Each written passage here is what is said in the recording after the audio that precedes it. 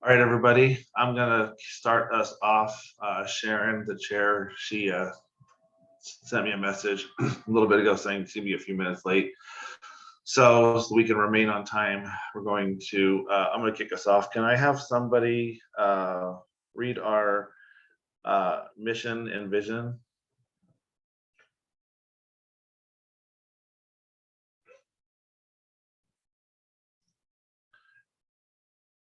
I'll do that since everybody else seems very tired this morning.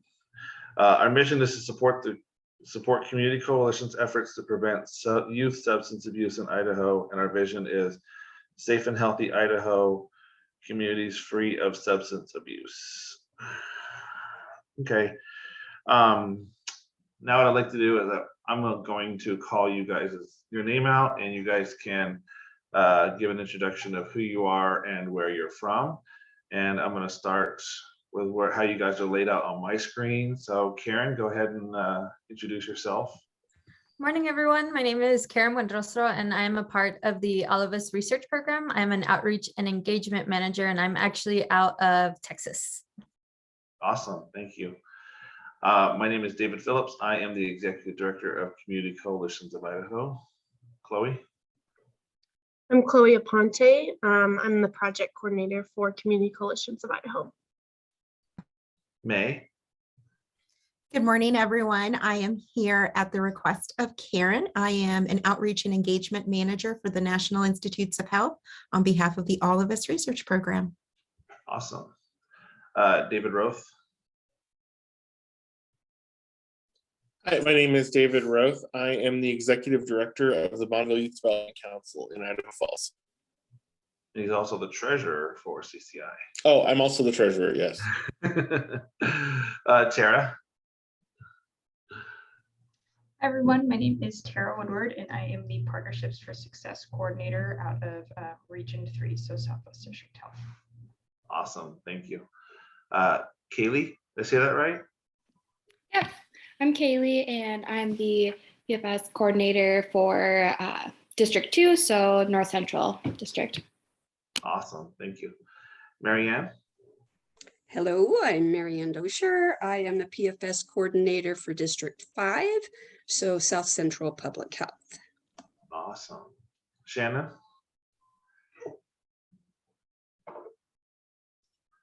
I'm Shannon McKnight. I am the Executive Director for the Youth Advocacy Coalition in McCall. Okay, everything moved around on me when Shannon turned on her computer for some reason. So let's see, Kendall? Good morning, everyone.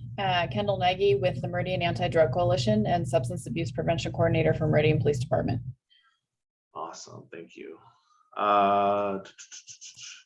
Jerry?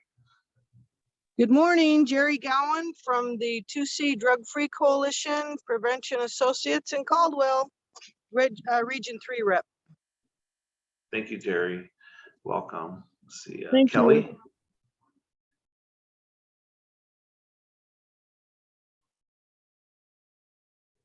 If you're talking, Kelly, we can't hear you because you're still muted.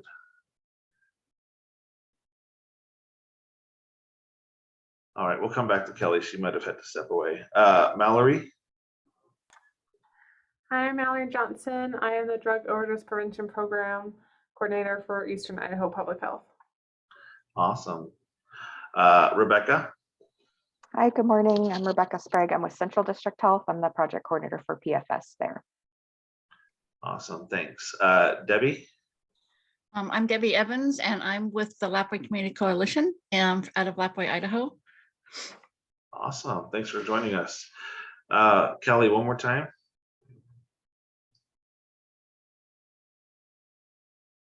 All right, she might have stepped away. So, okay, so that is the welcome and introductions part. Okay, next on the agenda is the consent agenda.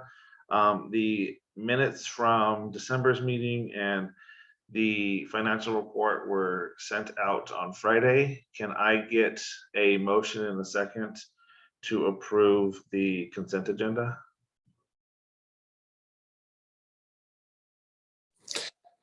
This is David. I move we approve the consent agenda. Do we have a second?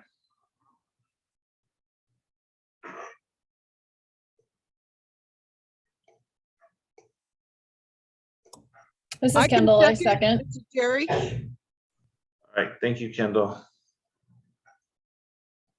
All in favor? Aye. Aye. Aye. Any opposed? All right, hearing none, consent agenda is approved. All right, cool. Thank you, guys. All right, so moving on to the mini training. So part of what Rebecca Sprague and Charlene Johnson did when they kicked off the Workforce Development Committee is they really teed up some amazing opportunities for us to not only have these mini trainings, but our monthly webinars and the coalition spotlights. They helped us kind of put it together. They put together the calendar and everything. And one of the last things that they had kind of teed up for us before they transitioned onto different things, different responsibilities, and Sylvia picked up this year was having us, all of us research program do a mini training for us. And Chloe and I got a chance to talk to Karen, well, it was a month or so ago, Chloe. And we were really excited to have them share with us what the All of Us research program is. It's a really neat community engagement tool that works in this sector of public health. So without further ado, I will pass it off to Karen.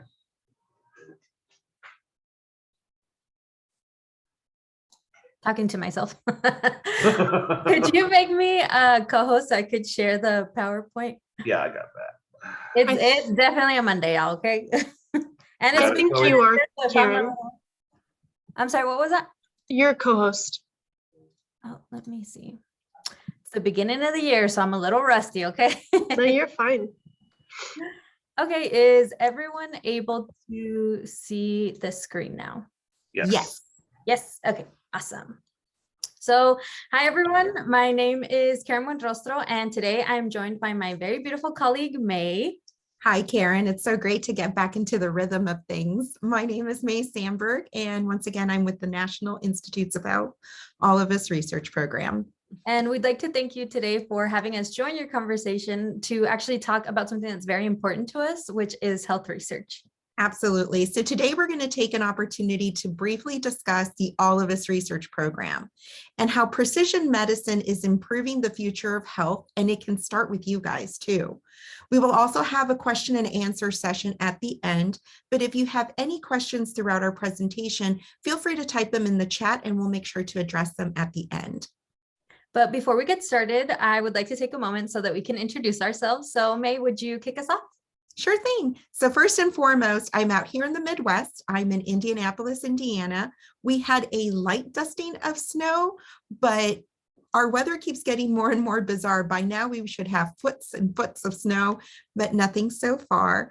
I was born in Brownsville, Texas, and I lived there with my Jewish and German grandmother. And then we moved to Mexico because we are a multicultural family.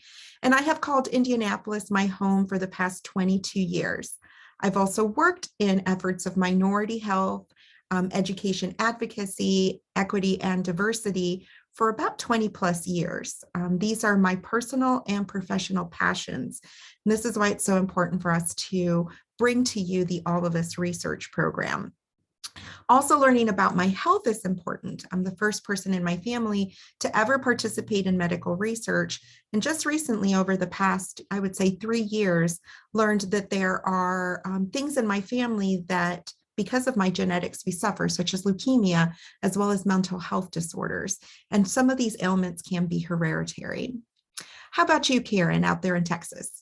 So a little bit about me. I am a first generation Mexican American, and I actually joined this initiative. It's gonna be 2 years now. I always say at the end of the year, now it's 2 years. Yes. because I really wanted to contribute to something that's bigger than myself. So by joining the All of Us research program, I feel like my participation will not only help improve the health of my own family and community, but future generations to come. So both sides of my family actually suffer from diabetes, high blood pressure, and high cholesterol. So the possibility of contributing to something that could help researchers create better tests and treatments really fills me with hope. And that's why sharing this information today is super important to us, because we all have the power to make a change. Absolutely. So this is a quick question that we usually ask our audience. Just a quick show of hands. Feel free to raise your hand through the emojis or type in the chat. But who would like their medical providers, we're talking about your doctors, to provide you solutions that are specific to you as an individual? Feel free to either say yes or type in the chat if you agree with that.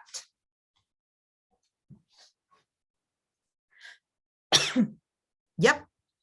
Who wouldn't want our doctors to get to know us, right? To know what works for us specifically based on our lifestyle, our environment, and we're going to get a little bit into this, our genetics as well. We agree as well. So before we share information about the research program itself, I'd like to set the stage by providing a little background information on health research. So health research is the process of finding out new things about improving people's healthcare. And health research can only help people of all backgrounds if people of all backgrounds get involved. And this is the foundation of the All of Us research program. Absolutely. All of Us is a large program led by the National Institutes of Health that's working to improve healthcare through research. And unlike research studies that have focused on one disease or one group of people, All of Us is building a diverse data set that can inform thousands of studies on a variety of health conditions. It's a longitudinal effort, which means we plan to gather data from at least 1 million people who reflect the diversity of the United States. But in order to accelerate health research and medical breakthroughs to enable individualized prevention, we need everyone to join so that we can improve treatment and care for all of us. So what is precision medicine anyways? So each person is different, right? Our habits, our environment. I mean, I'm in Texas, y'all are in Idaho, May is in Indianapolis. So, our biology too. So the interactions of these factors greatly impacts our health. But when we visit the doctors, our treatments are usually a one-size-fits-all approach. So to provide healthcare that meets everyone's needs, we need precision medicine. Precision medicine focuses on treating a person's specific healthcare needs. In order to understand everyone's healthcare needs, scientific experts need health data from as many people as possible. It acknowledges that a one-size-fits-all approach to medicine isn't the best, because we know that what works to treat me may not work to treat you. Precision medicine is a radical shift in how each of us can receive the best care possible based on our unique makeup. That is correct. And speaking of our unique makeup, let's talk about our eyesight. So everyone should be seeing this slide blurry unless you have amazing vision. This is how I see this without my glasses. And don't worry, this is going to help us learn a little bit about precision medicine. So all of us pretty much know someone who wears prescription glasses or contact lenses. As you saw me earlier, I was reading my reading glasses, which helps with the blue light too. Prescription eyeglasses are commonly known examples of precision medicine. They are custom solutions to an individual needs. In fact, even in myself, my left eye is totally different from the needs of my right eye. Did you know that about 14 million people in America ages 12 and older have self-reported visual impairment? That means that it's 20 over 50 or worse. I'm in that category. Me too. I actually need to go do my annual visit to go see how much my eyesight is. So I wonder how much we've changed from last year. I hope not much, because I don't want to have to buy another box of contacts. So here we can see a collage that represents how someone with 20/40 vision would view it. However, you apply prescription glasses, aka precision medicine, and it goes from 20/40 to 20/20. So what works for one person might not always work for another. And like May said, I also have a different prescription for my left eye than the need for my right eye. So that's why most people have different vision prescriptions. And as you saw here, a custom solution was created for the individual's needs. And in times like this, health research feels especially important. But to get there, researchers need more data, and that's where you can help us. Absolutely. You guys are doing some really great work in Idaho, and you're advocates as well as ambassadors for health in your state. So that's why we're here to talk to you guys. So to talk a little bit more about how all of us actually uses things like lifestyle, genetics, and environment to further into research, let's go ahead and play a very short game so that we can learn what is considered lifestyle, genetics, or environmental factors. So on the screen, you'll see a few phrases and we'll read one at a time, and we invite you guys to help us answer these. So I'll start with the first one. Let's see. I am left-handed. Do we consider that to be lifestyle, genetics, or environment? What do you guys think? I see genetics as one of the answers. Let's see. Genetics. Awesome, awesome. Well, you guys are in healthcare, so you have some insight into this. Yes, here we put it under genetics, since most people naturally write with a certain hand, either the right or left hand. However, some people have been influenced by the people who have taught them to write, which could also fall under environment. How about you take the next one, Karen?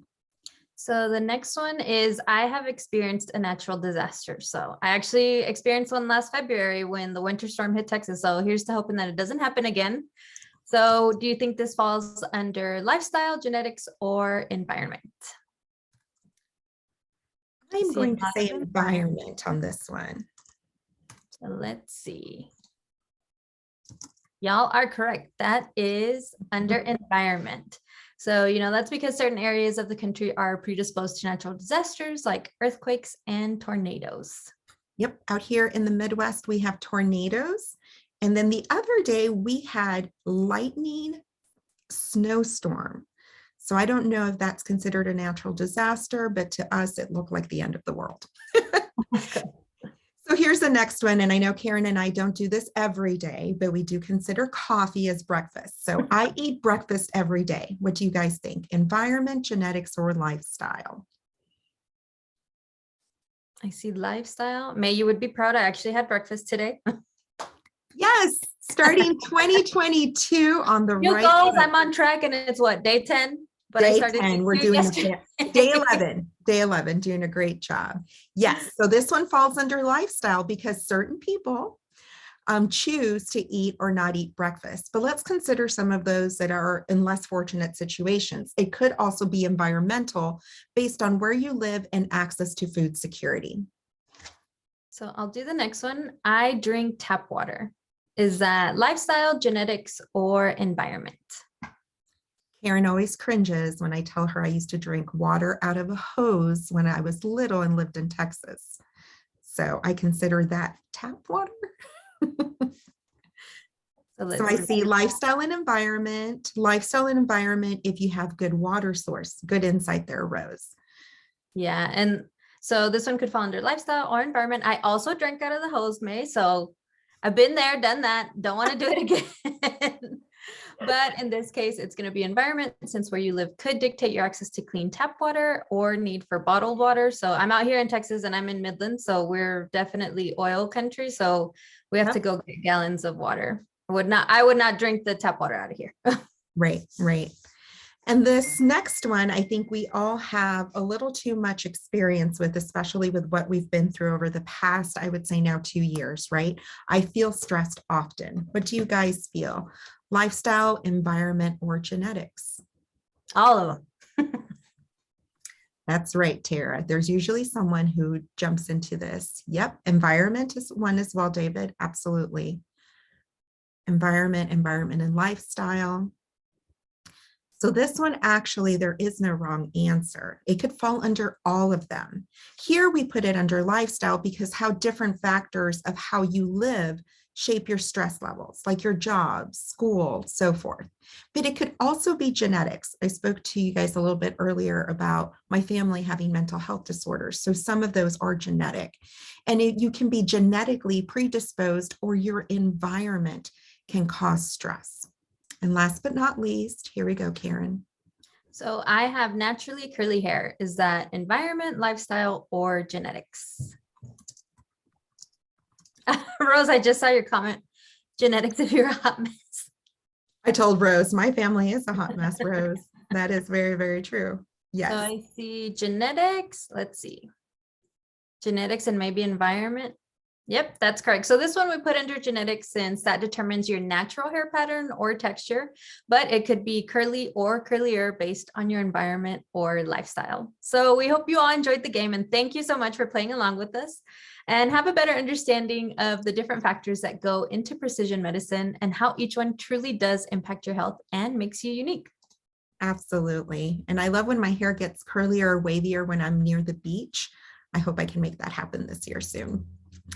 So let's talk about our favorite subject. I know Karen and I are both very passionate about diversity. All of us is asking a lot of people to join. Participants are from different races, ethnicities, age groups, and regions of the country. They're also diverse in gender identity, sexual orientation, and health status. Did you know that the majority of health research has been conducted with middle-aged Caucasian men as the participants? So that means that the medicine from the research ends up being designed specifically for that demographic. In other words, if you're not a middle-aged white man, then the medicine you're taking may not be the most effective for your body. Absolutely. In fact, I was just typing in the chat that I didn't know this when I started working for the NIH. So it's very important that, for example, Karen and I, we're both Hispanic women, and we make up more than 20% of the US population as Hispanics, but we've only been represented in 1% of previous studies. And African Americans make up more than 13%, but are represented in just 5% of past clinical trials. So Meg, what does all of this really mean? Well, this means that a lot of people, right, a lot of great people who also need answers to health have not been included in medical research and or have not been able to participate or been excluded. And this is why we need help from everyone, and especially individuals like yourself who have access to individuals that you serve in your state. Because by studying data from a diverse group of people, researchers can learn more about what makes people sick and what helps keep them healthy. And data from all of us could someday help researchers identify what makes people more likely to develop a disease, find out how environment, lifestyle, and genes can impact health, help researchers build better tools for detecting a health condition and encouraging healthy habits. And this may help you and your family make better health decisions and help researchers find out why your community is more likely to suffer from a certain health condition. Absolutely. The health of everyone in Iowa is very important, but it's important for us to break why all of us is so important in a way that hopefully makes sense. So diversity is important because those that are underserved, like myself and others in the state of Iowa, we haven't been included enough in research. And because of this, individuals have been left behind, and we don't want that to continue. All of us is leading the way in helping influence how health research is conducted, and that diversity is super important to all communities. And Idaho. Oh, did I say Iowa? Guys, it is Monday. My goodness. Iowa, Idaho, Indiana, we all matter. We all May and I have been working together for 2 years now, and I can never remember what state she's from. I'm like, I know she's from up north. I know it's somewhere cold. And that's why I always let May introduce herself and tell us where she's from, because I always get it wrong. You would think my coworker would know where I live. But thank you guys. In my defense, May, I have never been up north. So the more north I've been is Oklahoma. So that's saying a lot. Thank you guys for correcting me. I appreciate it. So safeguarding your identity and data to the best of anyone's ability is our most important responsibility. Absolutely. I mean, let's think about how difficult it can be for some individuals to even risk that vulnerability to share information. So we take privacy and security very, very seriously. It's literally the top priority in the program. And we use the latest technology to help keep data private and safe. And not only that, but identifiable information like your name and address are stripped away from your samples and you're assigned a unique code. And not only that, you know, identifiable information, like you said, is stripped away. But when the research does begin, researchers sign an affidavit saying that they will not try to find out who you are. And survey and all personal information are kept safe on an encrypted server with limited access. We hire a third-party agency to continuously try to test our system to keep it safe. Absolutely. And we also have these things called certificates of confidentiality from the US government that helps us fight any legal demands to give out information that could identify you. That's awesome. Yep. And just like our banking systems, privacy and security can never be 100% guaranteed, but we do take every step possible to minimize such a breach. And, we want to make sure that everyone feels that their information is safe and secure. And it's important to share that participation in All of Us is absolutely voluntary. So you're free to share as much or as little information as you feel comfortable with. I actually chose to become a participant in the program because I felt like my information was safe and secure, and I like that I could access my data at any time, either online or on the participant portal. Yeah, and I love that. I know that both Karen and I paid to have our ancestry information given to us. Had we known that it was free through this program, we did participate in it. And I know we're both waiting on the results of that to see if they're going to be the same or slightly different. That's right. So now you're probably wondering, okay, that's all great information, but at the end of the day, what is in it for me? Well, by participating, you'll get a chance to learn about your own health, including personalized risk factors or exposures. You'll also be able to access your own data, including increasingly rich health records and ancestry trait information, like we mentioned earlier. You'll also have an opportunity to ensure that your community is included in health research, and this will help address health disparities. You'll also have an opportunity to make an impact in current COVID-19 research. If you're looking for additional ways to help support those efforts, the All of Us Research Program is participating in 2 ways. The first one is that you can help provide your electronic health records, and the second one is to check on antibody testing. If 2020 has taught us anything, is the value and the frailty of our health. Even now, as we're slowly emerging from quarantine and maybe going back into quarantine, health research and advancements in medical health have never felt as urgent as they do now. I guess that's what we love about the All of Us Research Program. We're dedicated to improving health now as well as in the future. And now we're going to share a short video with you on why All of Us matters to others. Well, I think that what's unique and important about the All of Us Research Program is that, there are treatments and medications that don't work for everyone. And this program is really trying to find out why. This research process will only become better if we have more diverse communities involved. Any medical breakthrough that we'll see has to have your input. It has to have your DNA. It has to have part of you in it because you are part of this universe. And we need to be represented. We need to be part of this medical breakthrough. Different people have different diseases, different problems. What caused this might not be what causes somebody else's diabetes. Yes, I think it's important for all people to be represented in medical research, all these different age groups, ethnic groups, regions of the country. They get together, tell their medical histories so that we can all get the full benefit of what medical research has to offer us. I think the All of Us Research Program is an amazing program. I think about it as an ethical issue and a social justice issue to make sure that our research is inclusive and we have as diverse patient populations as possible.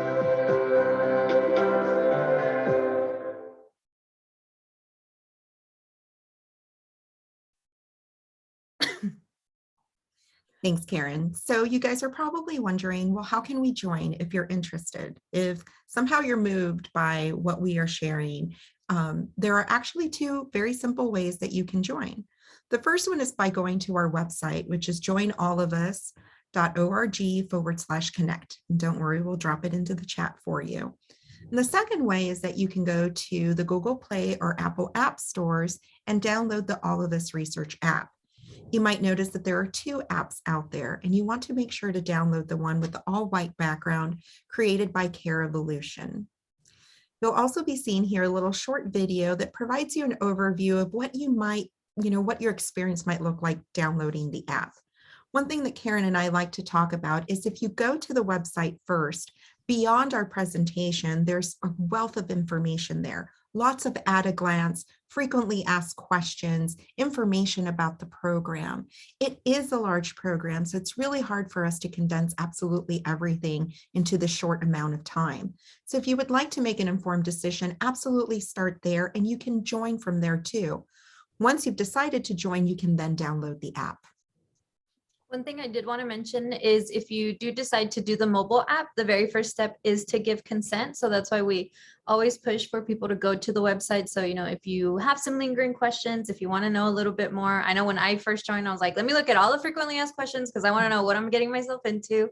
And the mobile app as well as the website are both available in English and Spanish. Correct. And now I'd like to invite everyone to get their phones out and open up your camera. You can actually scan the QR code that you see here. And it's also going to take you to our website, which is joinallofus.org/connect. And like we said, there you can continue to learn more or even sign up to participate today. And I did drop the links in the chat. I also included, we have our phone line on there. You can also email us, and on the website you can also start a chat with someone if you have a quick question that you want to get answered immediately. So All of Us is delivering one of the largest, richest biomedical data sets that is broadly available and secure. Together we can help make a difference in speeding up research and improving the health of all of our communities. Absolutely. And thank you again for taking the time to learn about the All of Us research program.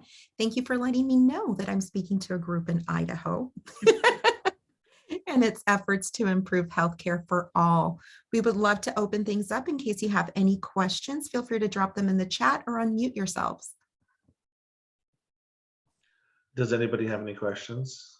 While people formulate their questions, the funny thing when you said Iowa is, there's a company called Banana Inc. here in Idaho that recently did a state of Idaho had Iowa in its shirt, and someone gave them a 1-star review thinking they didn't know where they were from, and so it caught so much wind that it made the news. So it's a running joke with Idahoans too. They're trying to tell people that Idaho's Iowa over there because they won. Oh my gosh. You know, it's just one of those things, like, this is the first week we're back and Karen and I were talking about it, right? One thing we do in our program is just extend a lot of grace, right? We've all been working remotely for who knows how long now. Sometimes I'm like, so who are we talking to and what time zone are they in? So not to diminish how valuable you guys are. It's just, human nature. We don't, some days I'm like, where are we talking to who? But it's so wonderful that you made a spot for us in your agenda today. So that we could share this information. You are very welcome to those who have said thank you. If you have any additional questions, Karen's your go-to person. Feel free to reach out to her. David, if anyone has questions after this or would like a little more information, some flyers, anything like that, that they would like to disseminate with the people that they serve, we have those digital assets available. They're free. You are welcome to redistribute them as needed in both languages. To Karen's point, they're in English and Spanish, and we will be happy to send those out to you guys. Really I'm sorry. So something I did want to mention, if you're interested in learning more or you would like to set up a presentation for your group, we do offer these in a shorter format because we know that everyone is burnt out on Zoom. So we do offer a 5-minute, 7-minute, as well as a Facebook Live presentation. So if anyone's interested, I did include my email in the chat. I have a very long email address. So I just want to make sure to put it in there. And if y'all have any questions after you check out the website, or if you're interested in booking one of these presentations, we are booking up until February, I believe, May. Is that right? Up until February. And yes, like I said, any questions that you have, please feel free to email me. Did you have a question, David? I saw you on mute. Me? No, sorry. Okay. Well, one of the ways that I think this would be very beneficial is here in Idaho, we're one of the few states in the United States that has absolutely no marijuana legalization. And talking to a pain management doctor out in Colorado, they're seeing a lot of situations where high potency THC is creating mental episodes in people because they have underlying conditions of mental health problems, but they've never had anything to trigger it before, and the THC is the thing that is triggering it. It's one of the reasons why the governor of Colorado peeled back the levels of THC that can be in products. And so I think this would be a great way for us to start getting more research into some of the things that we're considering as medicine and legalizing. We get a better idea of what this could potentially be doing to our population and give voters a better idea of what they're actually doing when they're voting in these substances, or even our legislators when they're doing it without the voter initiative. So really appreciate you guys taking the time to share this with us, and we'll make sure that if any questions do come up from this, that we will we'll pass them on. And it's good to see that you're also in a non-legalized state, May, because coming originally from California, I can tell you it's not fun living in a state with so much legalization. So Yeah, there's everything has its pros and cons, correct? So to your point, and I'm so glad Karen dropped the Research Hub link to our program. If you are curious if the data set is being used for any type of particular research, so in this case, you could type in keywords like THC, is that correct, for marijuana? Yeah. You can also type in marijuana and all these things to see if that is something that's being researched using our database. Likewise, you guys are empowered and encouraged to use the database to do research yourself. All you have to do is apply and be approved to be a researcher to use this data set. Again, you won't be able to see people's information that could identify them, but there is a questionnaire on recreational drugs or prescriptions so that you can also use this as an empowering tool to fuel those conversations or any type of lobbying that you're doing in your state. Awesome.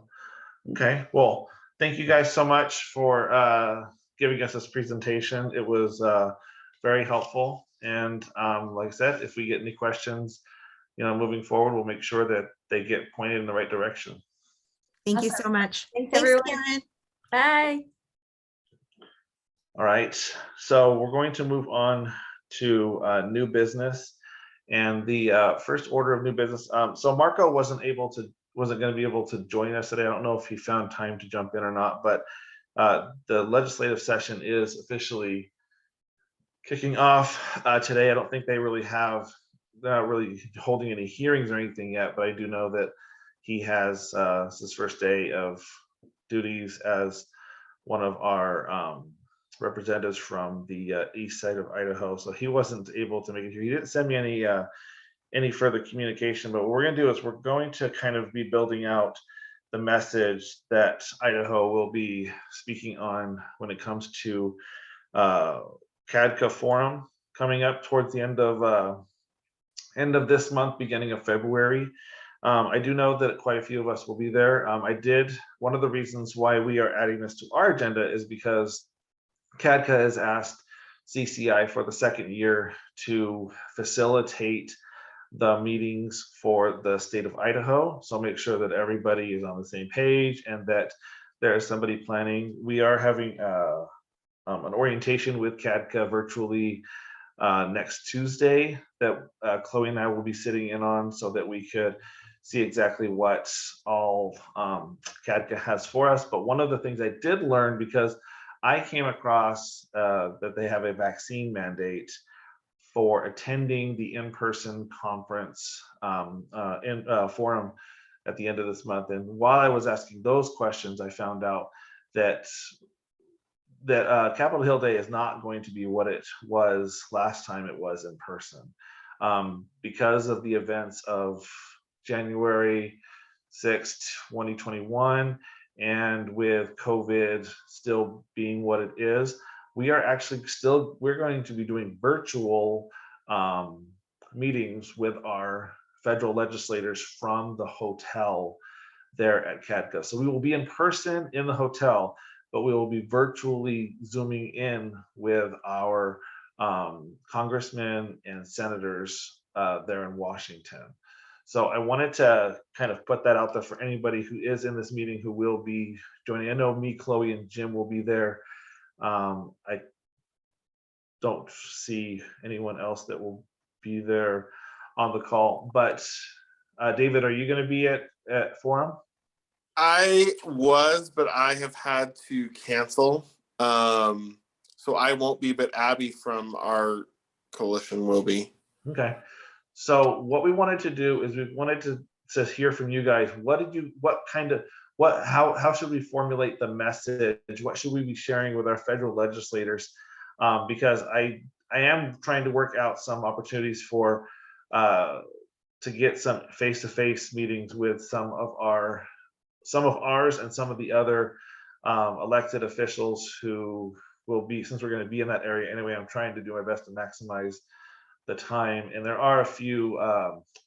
There is a federal push to legalize marijuana for like banking and stuff. So really trying to pinpoint, get a chance to talk to some of these legislators that are championing these bills and educate them on some of the dangers that we're seeing and help them understand why we are so fearful of some of this legislation. But Kendall, I don't know if you want to pop your camera on and help me out here, but Kendall, I know won't be at CADCA in person, but she will. She's been a very big advocate of making sure that we are putting our best foot forward legislatively when we're talking to either elected officials in our cities, our counties, at our health districts, or here in the state or Fed. So does anybody have any input on what they think we should be sharing with our congressmen and senators at forum?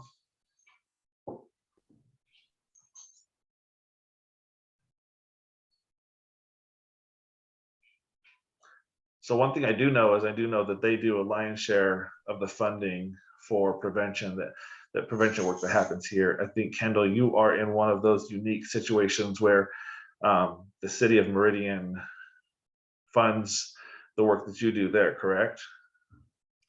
That's correct. My salary is paid by the city so that all grants that we receive can go directly to our implementation of prevention strategies in the community. What kind of grants do you guys apply for? We're going for state grants, so partnering with Idaho Office of Drug Policy, Idaho State Liquor Division, Central District Health, the PFS. It depends on what prevention strategies we're planning to implement and then what grants those fall in line with. We don't push for the money. We look at our strategies and the needs and the data in our community first, and then search out opportunities for the grants that will align with that. Because as you know, there's lots of parameters with funding. Yeah, and the reason why I asked Kendall that is because they do a lot of diverse work. They MADC, I know Charlene's coalition. I'm looking at, I know David, your guys' coalition, you guys have multiple grants. I know Marco's coalition has multiple grants, but a lot of these grants, the funding that is coming from these are not, the money's not coming directly from Idaho. I know the Office of Drug Policy is the block grant funds. That's federal money. Even the liquor division, that money comes from a pot of money that is allocated from across the nation with other agencies that basically is used as a way to push the data collection part for states that have liquor control. So there's a lot of, I think the PFS stuff is also part of the federal money that comes to Idaho, correct, Kendall? Yeah, that's a good point, David. I kind of misstated that, in that rather than the Meridian Anti-Drug Coalition going for those grant funds at the federal level, it's siphoning into the state, and then we're going to our state partners to apply for those grants. And I believe Becca's on the call as well, but yeah, the Partnership for Success funding, I believe, comes through SAMHSA. Yeah, and one of the things that we did spend some time sharing with the legislators last year, thank you, Rebecca, for your thumbs up, was the importance of the work that they're doing to continue to provide prevention money. Because without them, a lot of what happens here in Idaho would not happen. Like CCI is funded through the DFC. I think BYDC is a DFC coalition. I'm looking at just at who's sitting in the meeting right now. Lapaway had the first 5. So a lot of the work, I know Charlene's coalition is a DFC. Sharon's coalition, I don't think she's on yet.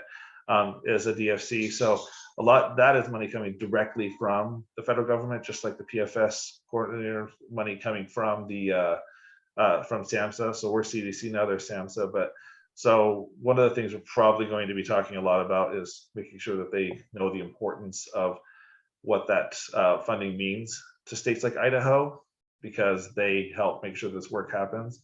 And something that I would like to ask for, we'll be sending out some reminder emails, but would love to hear some of your success stories on how using grant funds has helped your particular region reach out in the work of drug and alcohol prevention. I know CADCA has been looking for that.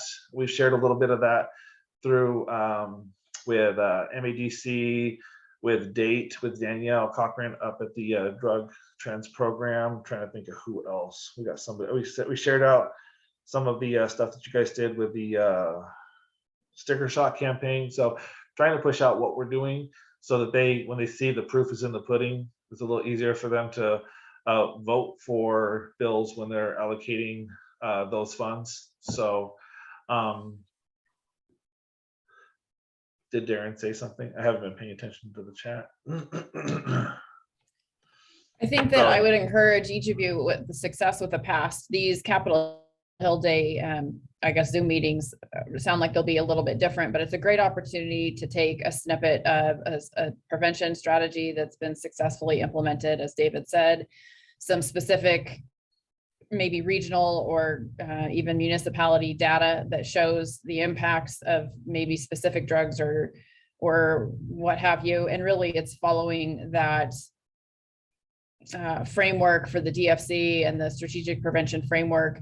They're familiar with that, and taking little snippets of that will be limited on time, and having a strong speaker share some of that for the group. So, but they will be more, they being those that are attending, will be able to do that more successfully and represent the entire state if we provide that information to them.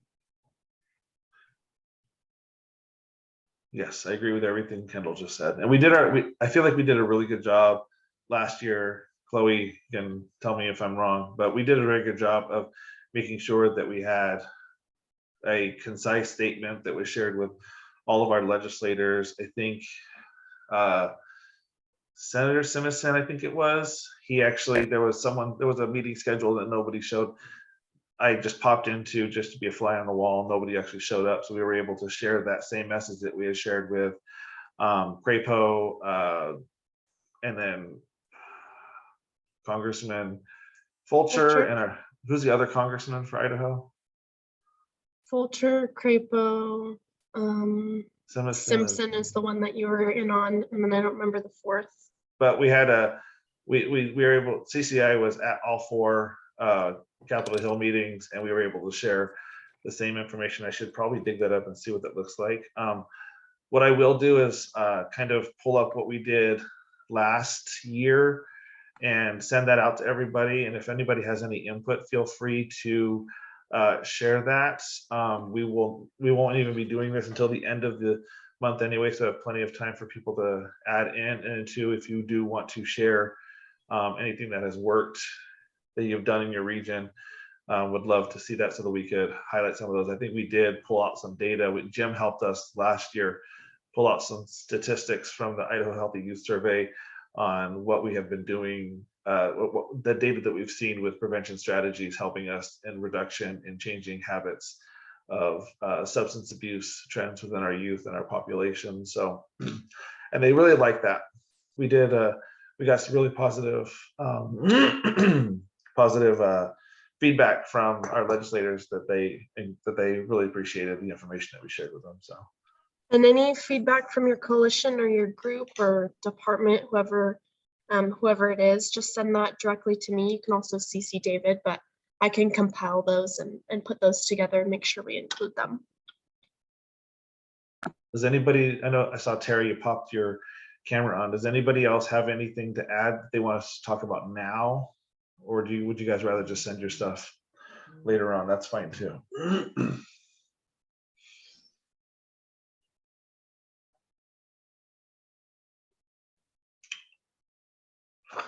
Hashtag Team Kendall. Okay, I see what Darren was saying.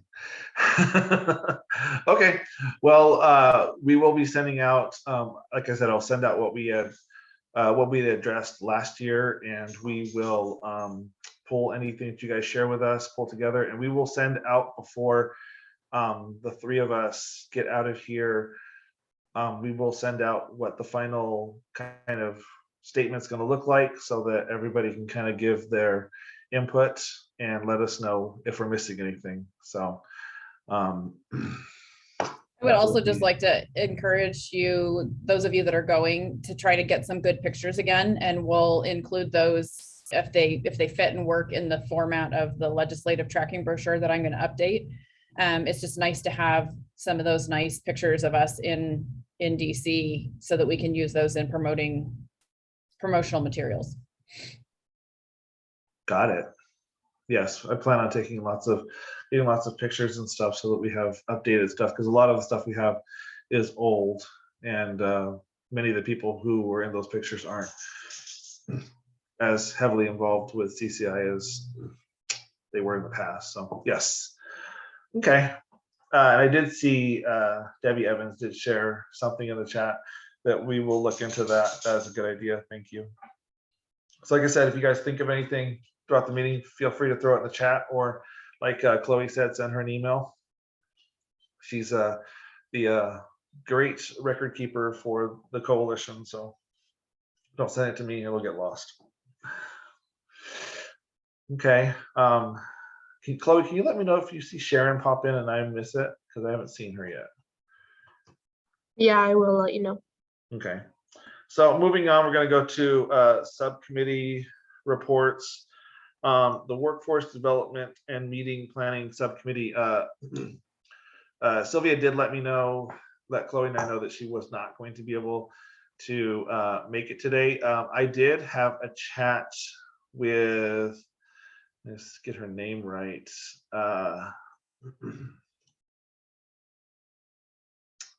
With Angie Asa Lovestad from Hugh Life Communications, and they do have these really neat little mini sessions that they do. I guess when I was talking to Angie, she was familiar with CCI. I guess when CCI first applied for the DFC, she was with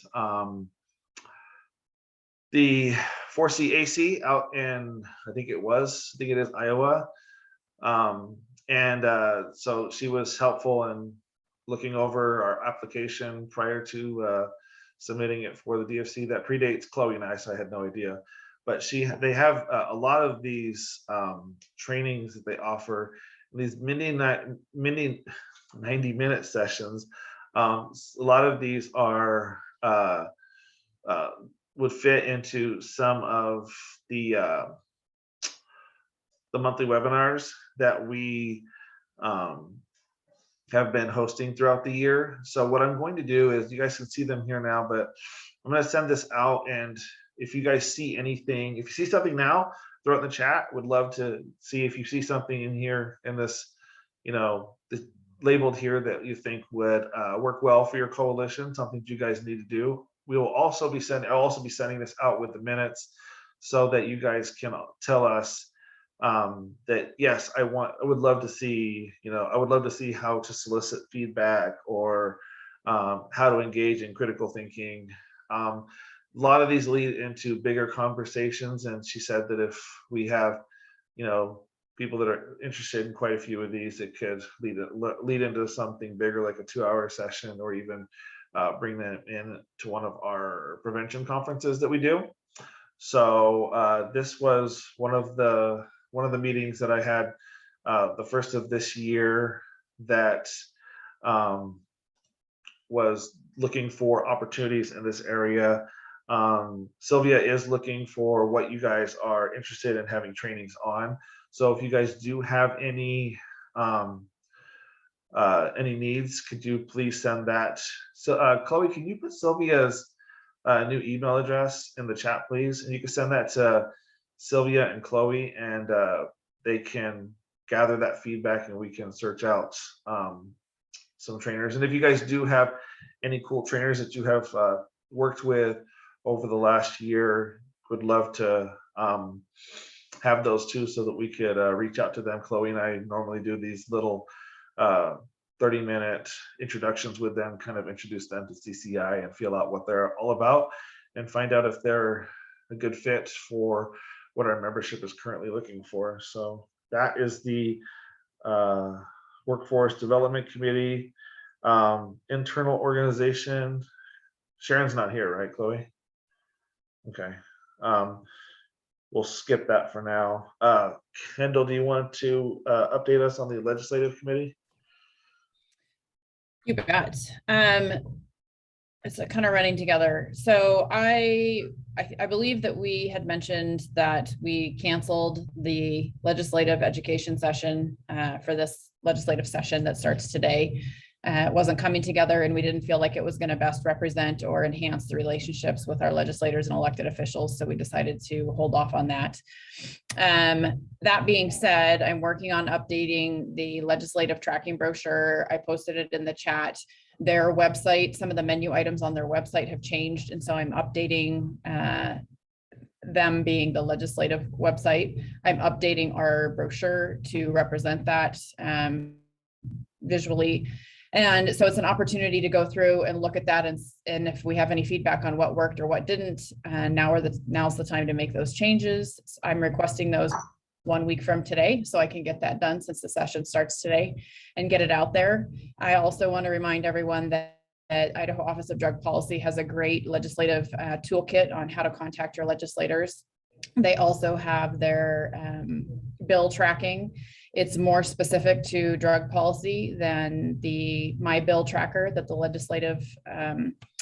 legislature offers. So I encourage people to sign up on that. That will send updates directly to your inbox on drug-related policy. And then I just wanted to see if anyone has heard of any policy that might be introduced. I have not seen any with my own eyes, but I have heard that Department of Health and Welfare may introduce a bill that is working on making fentanyl patches available. I believe it would be a harm reduction process. I don't know anything further than that. It's kind of hearsay out in the parameters of conversation. So I can't elaborate on it, but that's something to have on your radar. I think that's about it. Does anybody know of any legislation or have any questions or comments? Can you repost the legislative tracking brochure? You posted it earlier and some people have come in since. So. Yeah, I will definitely repost that. It'll also go out in the meeting minutes too, if you have problems with the chat for some reason. I have heard that there's supposed to be 2 marijuana bills being introduced. I haven't heard anything more than that, but something marijuana related is impending, something around the using Utah's model as the method of success, but outside of that, I haven't heard anything.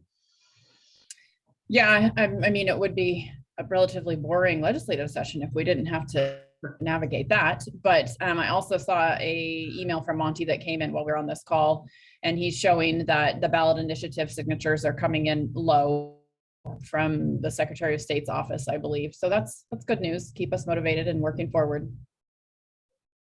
Yes, and we have been deemed extremely hostile towards legalization too. Don't forget that. It's also a win. Awesome. Does anybody have any questions for Kendall? If anyone's intimidated by the legislative process or hesitant to reach out, just give me a call. I'm happy to work with you through that. It's a great learning opportunity and it's an interesting challenge. So I'm here to support you guys in that.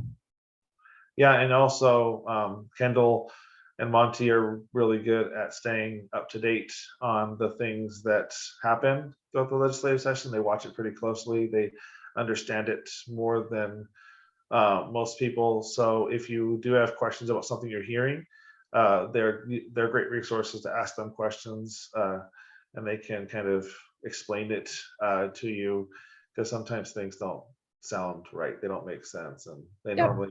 normally know the why behind the way things are. So, And don't ever hesitate thinking that we already know it. It's better to reach out so that we can get all the information out so we know where to send our education to. yep. Thank you. Thanks, Kendall.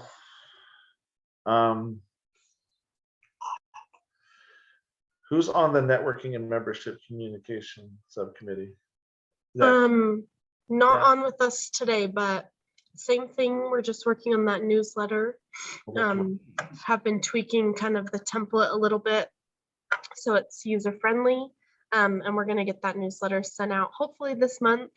And if not, in February. But our plan is this month, kind of starting off the new year, to be able to start using that. And then as we have been using it and people are engaging with it, we'll be able to kind of get some more feedback on what that needs to look like so that it's beneficial to all of you. Yes, and one of the things that the committee is kind of done is working with our new graphics contractor, Tribute Media. They have, over the holidays, we did more than just Merry Christmas, Happy New Year's posts. We actually created, they helped us create materials for Christmas around the benefits of eating together as a family, the family dinner concept, because families are coming together, to eat and enjoy. So we did kind of highlighting the benefits of eating together as a family and how it correlates to kids not falling into being less likely to fall into substance abuse. And then during the new year, we had media that reminded people the dangers of becoming a social host. As we know, alcohol is a really big part of a lot of people's holiday traditions. So reminding them that it's more than just illegal, it's dangerous for youth to consume alcohol when they're under the age of 21. So, and both of those we ended up boosting on social media, and they did really well. They reached thousands of people. I was actually very impressed with the outcome and had a lot of clickbacks to the website looking for more information. We also did a partnership, partnered with Be the Parents on one of their media pieces. We shared that out during the holidays as well, and that did really well too. So those are some of the things. And that newsletter, I'm actually really excited. I've seen the template. Can't wait for us to plug in the first bit of information. I think that first newsletter will come out between now and the end of the year with the information that happens from the meeting and other things that we have to share. So keep your eyes out. And if you don't know if you're on our email list, you can always go to communitycoalitionsofidaho.org, and in the contact us, it has a little area where you can plug in for the newsletter so you can get signed up for that to make sure you don't miss out. Okay, so we'll move on. So our region reps. Kelly, are you there? I think she had to step off, right? Yeah, she had to step off. Okay, so hey Jerry, do you have anything to share for Region 3? I talked to my coordinator, and we just had a Merry Christmas and a Happy New Year, but we've got some things lined out for January, so we'll have more of a report for next month. But thanks for asking. And I'm sitting here in the bright sun, so that's why I'm not on camera, but I just wanted to say thank you to everybody that's contributing today. It's a great meeting. I do know that you guys did put out that Jermaine is coming to Ontario, Oregon. I think it's ironic where he's coming right in the middle of all of those dispensaries to do a drug training workshop.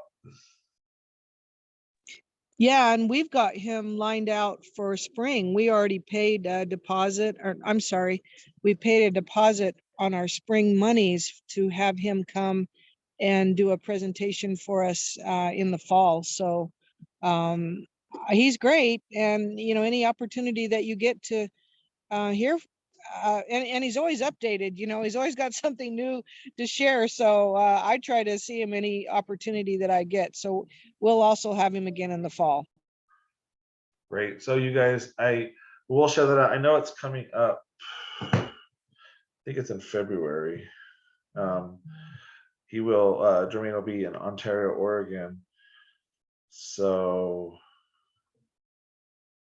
don't have it on my calendar. But I'll get Chloe that link so she can add that to the minutes. You guys can, if you're in the Yeah, I area, can I find know. it too and forward it to you. Okay, those of us in region 3, 4, 5, it's not too far off. Ontario's scary close. So okay. Tara said March 2nd and 3rd. Thank you, Tara. Shannon, what's going on in region 4? Are currently working with the Rock to put a float in the Winter Carnival Parade, which is January 29th, to represent VCOR and all of our groups that work for VCOR, and we're working. Yeah, we're doing that. I've been working with Rebecca, and she put together the drug impairment training for educational professionals, which they will be doing on February 24th. And then our Planet Youth for Cascade is moving along. They have met with several of their groups already, and they're beginning their 3rd set of training January 21st. And then for Kendall in Meridian, they last week partnered with Natalie Marty, which is a woman who lost her husband and 6-month-old daughter in to an alcohol impaired driver, and they brought her into the Boys and Girls Club Teen Center to speak with those kids. And that's about it. She said she's been also pretty slow with the holidays and stuff as far as her Meridian Anti-Drug Coalition work goes. So Great, thank you for including the entire region. I really appreciate that. So nobody in region 5, 6. Marco is not here. Anybody else? Hey David, what's going on in region 7? What are you guys up to?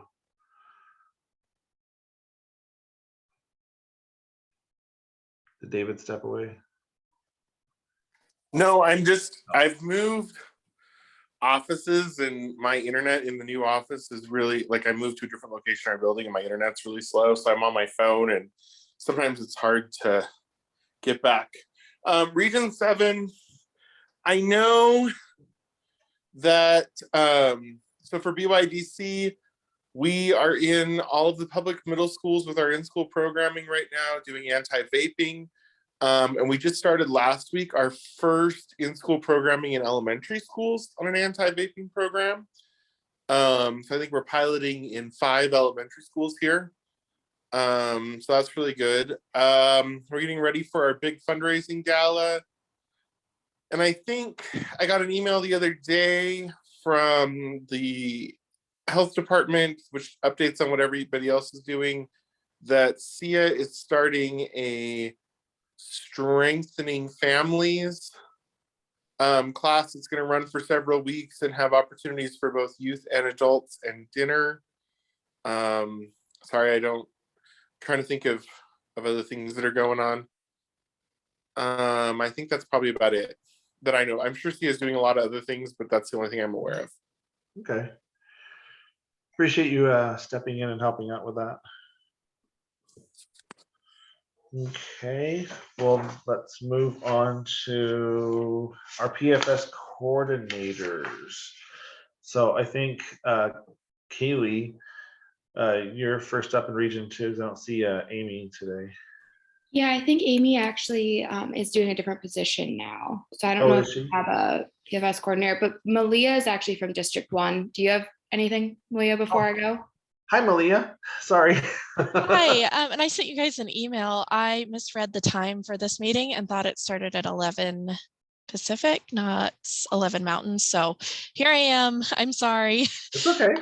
But no real updates. I do know we are still advertising for our PFS coordinator position. So if you know anyone who would like to apply for that, send them our way. But otherwise, things have been pretty quiet with the holidays. I do know Mariman started a Strengthening Families class at the beginning of the year, and it sounds like it's going well. And I think that's all the updates from up here in District 1. Okay. Well, thank you, Malia. I let you in and I was like, not sure who she is, but she looks very professional with her headset and everything. So, and we'll add to the minutes. Did I space Chloe? Did you remember that Amy was no longer the PFS, or did we both miss? I didn't know. Okay, good. I'm not the only one then. I feel better then. All right, Kaylee, go ahead. Something I'm actually doing with District 1 is a DITEP training later this month. It's on January 28th, and we're going to have a Narcan training after that. So I've been working with Malia on that. Otherwise, I've just been keeping up our webinars that are with the Drug and Alcohol Trends Education team. So there's one of those later this month on the 26th. Otherwise, I've just been working on getting a bunch of training scheduled for later this year. Not much has happened since the December meeting. Okay. Well, appreciate you updating us. Tara. Hi, everybody. Things have been kind of quiet with the holidays, but things that I'm kind of been focusing on. I've been to a few community events lately to just hand out kind of educational information on substances and talk to folks in the community. Working with a few different schools and a city to potentially do an environmental project. So excited about that. Looking to do hopefully third millennium with the school district, still working through some things with them on that. Additionally, been talking to some folks in the Hispanic community, some leaders in the Idaho Hispanic community, to see if we can identify some good resources to try to promote, prevent substance use, specifically related to parenting and education. So if anyone has any great Spanish resources related to substance use prevention, please do let me know. I'd love to see them. And yeah, I think that's most of the big stuff to share. So thank you. Thanks, Tara. Rebecca Sprague, you're up. Yeah, thank you. This month, actually starting tomorrow, we're having our second round of our positive action parenting class, which will start. It'll run 7 weeks. I think there might still be slots available if anybody in Region 4 is interested. So that'll go on. The partnership that Tara and I developed with Family Medicine Residency of Idaho is now live in all of their clinics. So they'll be having the drug deactivation pouches available at all 11 of their clinics, in waiting rooms and at pharmacies. And that'll be in Canyon County and Ada County. And Terry Riley has recently asked for a proposal to do something similar. So I'm going to be working on that. And as Shannon mentioned, we scheduled the DITEP training with YAC, and we're doing something similar to Kaylee and Malia that we've tagged on our drug overdose prevention person at the end of that 4-hour training. And she will be doing a naloxone and overdose response training at the end of that. We're going to be doing that for Boise County as well, in Garden Valley Schools live, which will be great too. I think that's everything that's happening at the moment. Awesome. Always so busy with the biggest population. I'm pretty sure you are always busy. Yeah, and I forgot to, one other thing, I still have some funding available for professional development scholarships. So if there are any upcoming prevention related conferences anybody would like to be reimbursed for registration, there's either, if you can go to the CDH website, there's a Google form you can apply for that, or you can just email me directly. But we'd be happy to help support people from our region to go to any of these conferences, whether in person or virtually. Awesome. Can you get that link to Chloe so she can include that in the minutes? Yeah, absolutely. Thanks, Rebecca. Yep. Awesome. All right, Marianne, you're up. Yes, in Region 5, what I've been doing, let's see, I was able to get the Twin Falls Alternative High School, the DITEP training. I have scheduled for February another DITEP training at one of the bigger high schools in Twin, and then Blaine County, Jerome School District, and I'm forgetting one, I think it's Gooding, if I remember right, are all trying to figure out and schedule that. Of course, COVID gets in the way with all the different issues that the schools have to deal with sometimes. So getting things scheduled can be a little bit of a trick. But otherwise, they're all interested in trying to figure out an exact time they can get it offered.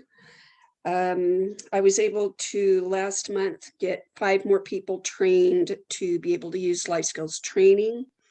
We had 39 people attend over a schedule of 4 different youth mental health first aid classes. 39 people were able to complete that. So that was really nice. And they're excited. And now I have some people that are saying, oh, I heard that these people took this. Can you please get another one? I want to take it now. So hopefully that will go well. And then generally, I am going to be starting a new campaign utilizing materials that Rebecca's group created for lock, monitor, and dispose drugs. We'll be helping distribute like drug deactivation bags, lock boxes, educational materials, stuff like that, in particular through our 4 suicide coalitions in our 8 counties. So we'll be also combining that.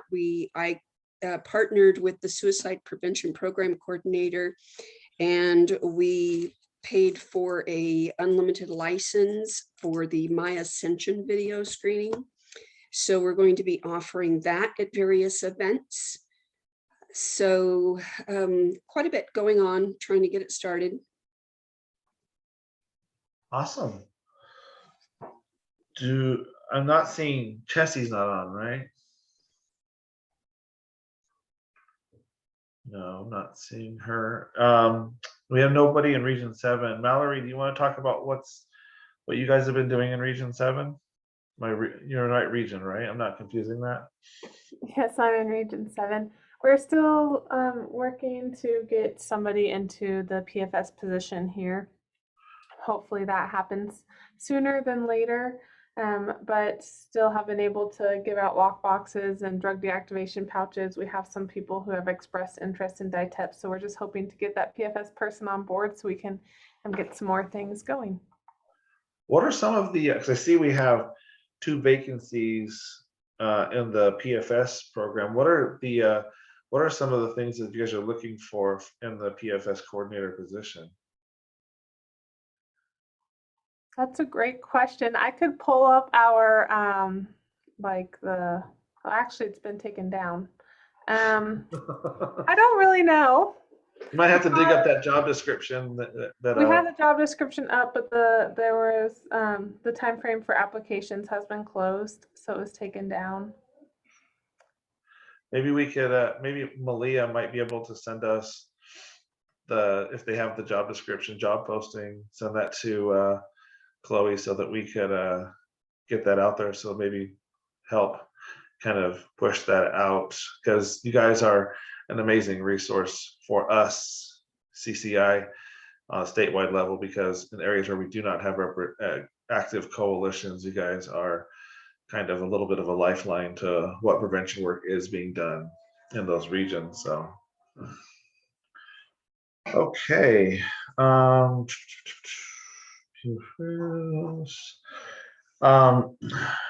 New funding opportunities. I know that the period for applications for the block grant are coming up. I believe it's early February. Am I wrong? I'm right.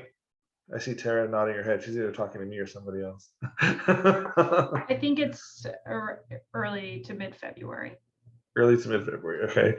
So I'm pretty sure those of you who do apply for the block grant are already busy in that. Something that we did not have a chance to schedule another grant writing. We wanted to work with Office of Drug Policy and schedule another grant writing workshop before the block grant to help get people prepared for the block grant. But with COVID and the holidays and the fall prevention conference, everything kind of just collided upon itself. So we will be looking to provide that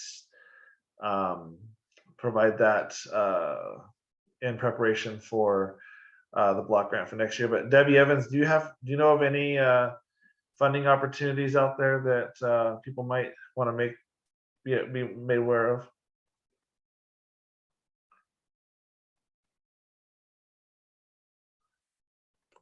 Sorry, I had to unmute. The Idaho Office of Drug Policy is the one that's, coming up first, the SABG for 2023. DFC will be coming out for those of you that are ready for your year 5 through 10. That will be out sometime in February. So those are about the only two that I'm aware of right now. Things have been kind of slow. Yeah, the holidays kind of slowed everything down for everybody. Well, and historically, most of the grant applications start coming out in February through April. So we will have more, and that is one part of our newsletter that we have crafted out, is we will have an opportunity for to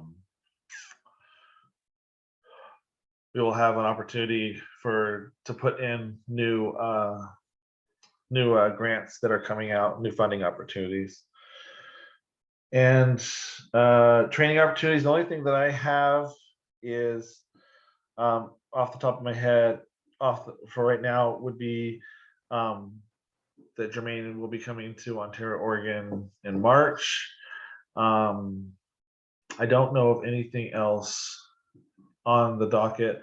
I know Forum is coming up. We will not be having our February meeting because of CADCA Forum. A lot of people will be at that, so you guys can take next Monday, Monday of next month off your schedule for that, and fulfill that with another obligation. But I don't have anything else. Am I missing anything, Chloe? I don't believe so. As long as everybody's been able to share what's going on with their region or commission.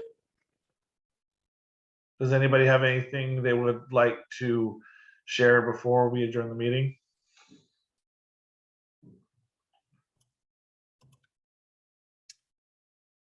I just have a quick comment and then question. I misspoke when I said fentanyl patches. It's fentanyl test strips. I wanted to clarify that so everybody heard that, and in case they didn't see it in the chat, there's a big difference.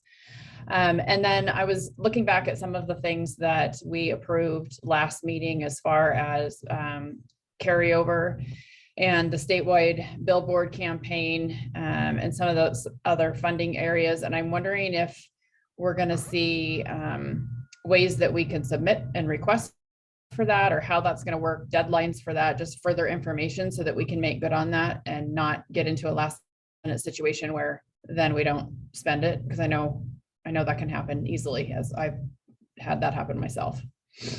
Yeah, we didn't have with the holidays. This sounds like it's going to be the reoccurring thing. I've had a lot of things on my plate, kind of been putting together, and we'll be getting together with the board on how we are going to be submitting all of how people are going to submit for said monies and break it all out. So we'll have more about that coming up in February. I know we're not having a meeting, but we will have some correspondence going out to how what is available and how people can apply for those opportunities. We haven't had a chance to get together. Chloe and I actually crafted the agenda online because everybody was preoccupied with coming off of the holidays. So, but yeah, we will have that ironed out and information out to you guys by February. Okay, sounds good. Thank you. Thanks.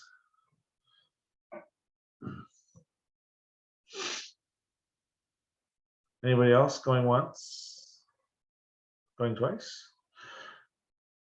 Okay, well, if there's nothing else, you guys get 15 minutes of your day back, which I've always strived to help make these meetings as efficient as possible. So can I get an motion to adjourn? Motion to adjourn. Thanks, Jerry. Second. Thanks, David. All right, guys, have a good day. Thanks, bye.